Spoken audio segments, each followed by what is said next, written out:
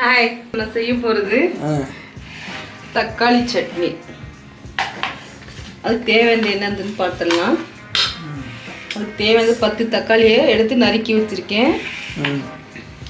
எண்ணெய் 50 எடுத்து வச்சுருக்கேன். கடுகு உளுத்தம் பருப்பு, கொஞ்சம் மஞ்சத்தூள், கொஞ்சம் கறிவேப்பிலை, 1 ஸ்பூன் வெறும் மிளகாத்தூள், தேவையான அளவுக்கு உப்பு.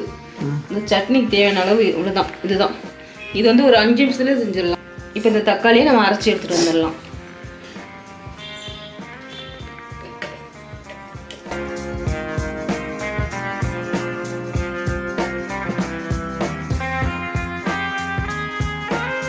இப்போ இந்த தக்காளிலேயே நம்ம உப்பு, மிளகாத்தூள், மஞ்சத்தூள் இது 3த்தையுமே போட போகிறோம்.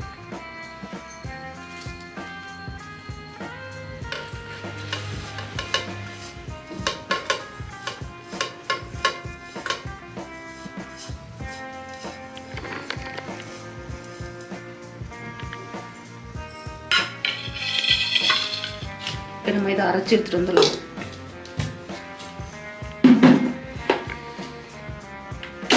பாருங்க, இதை அரைச்சாச்சு. இந்த அளவுக்கு நல்லா நைஸாக அரைச்சிடணும். இப்போ நம்ம வானல் வச்சு இதை தாளிச்சிடலாம். இப்போ நான் ஸ்டவ் பற்ற வச்சு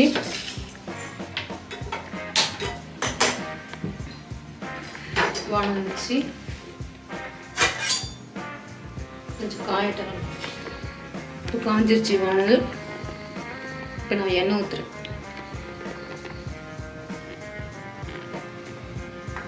இப்போ காஞ்சிருச்சு. நான் கடுகு உளுத்தம் பருப்பு நான் போடுறேன். கடுகு பொரிஞ்சிருச்சு. இப்போ நான் கறிவேப்பிலை போட போகிறேன்.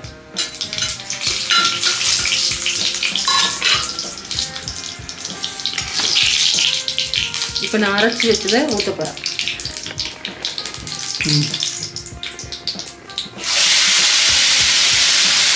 எண்ணெயில் வச்சுக்கணும், மேலே பொரிக்கணும்.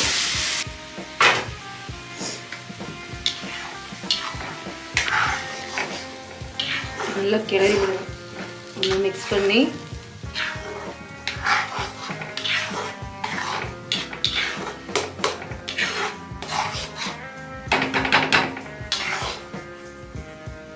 நல்லா கொதிச்சு சுண்டி வரணும்.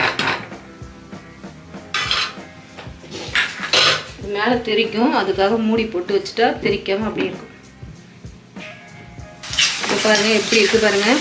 பார்க்குறதுக்கு நல்லா சுண்டி வந்தால் தான் அந்த பச்சை ஸ்மெல்லாம் இல்லாமல் நல்லாயிருக்கும் சாப்பிட. இதை நம்ம எடுத்துடலாம். அவ்வளோதான், முடிஞ்சிருச்சு. சட்னி ஈஸியாக சிம்பிளாக முடிஞ்சிருச்சு.